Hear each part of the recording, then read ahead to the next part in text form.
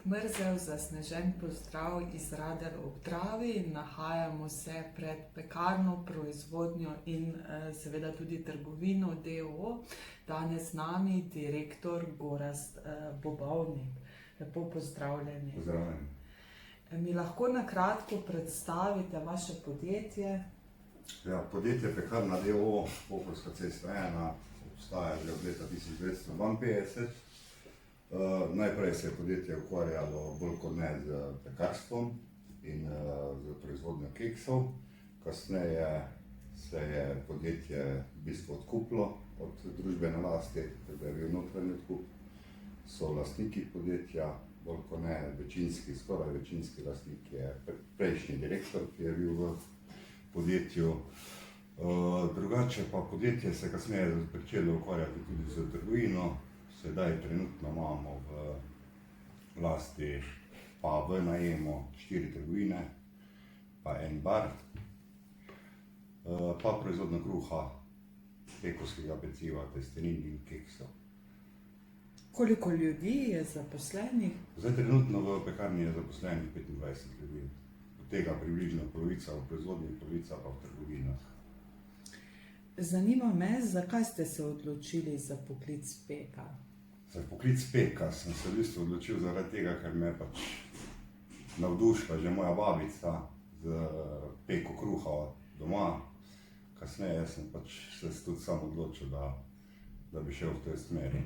Pa sem se takrat pisal na živilsko šolo, oziroma smer pek, še na stari šoli, to je bila srednja šola na vodovodni 128, še takrat. Potem ste nadaljevali šolanje za živilskega tehnika in vse do višje strokovne šole, ki ste tudi uspešno zaključili. Ja. No, z živilskim tehnikom sem jaz pričel takoj po zaključku šolanja za peka, še na vodovodni 828, vendar potem zaradi osebnih razlogov pač tega nisem dokončal in sem se kasneje, ker me je pač šola pozvala, če bom nadaljeval šolanje že na novi lokaciji, tu na Parku mladih. Parku mladih 3, tako, in takrat sem pa potem pač ponovno pričel z šolanjem za tehniko. Kaj so bile vaše želje, ko ste bili srednješolec?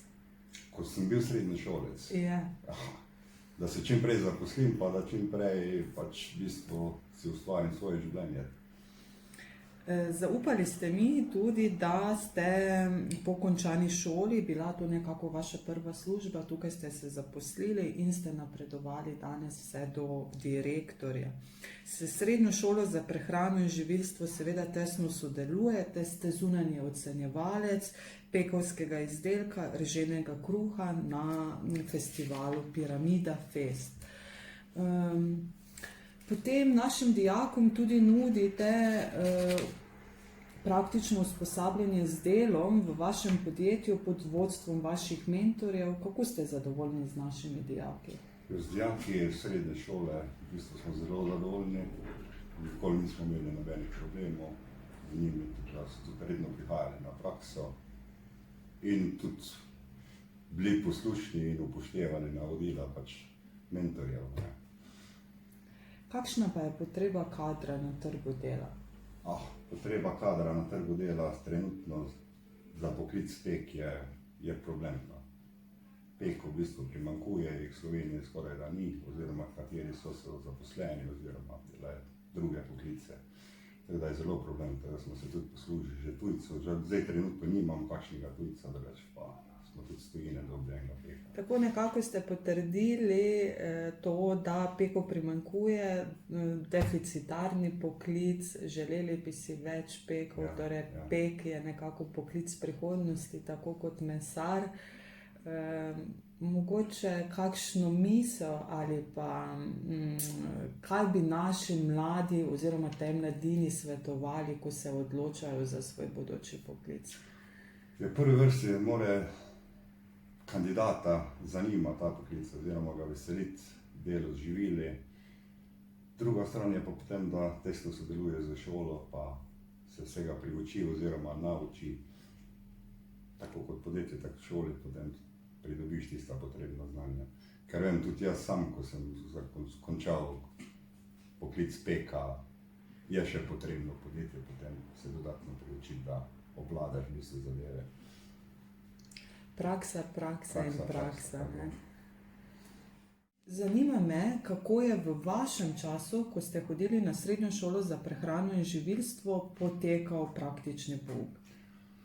Praktični pouk na srednji živilski šoli še takrat je potekal v bistvu tedensko. En dan praktičnega pouka smo imeli v šoli, en dan pa v izbranem podjetju oziroma tam, kjer smo pač, na katero podjetje smo pač bili poslani.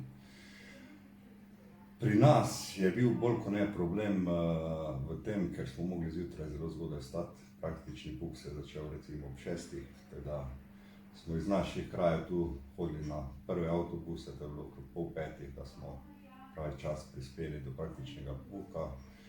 Nato pa praktični pouk je bolj kot ne potekal v šolski učilnici, kjer smo zjutraj zamesili testo. Potekalo je bolj kot ne vse ročno, nekih strojev moderniziranih, kot se sedaj še ni bilo, pa tudi tisto, kar se je speklo, se je v bistvu prodajalo v lastni prodajalni, kjer so pripravljali sendviče in ostale stvari za dijake. Najlepša hvala za vaš čas in uspešno poslovno pot vam želim.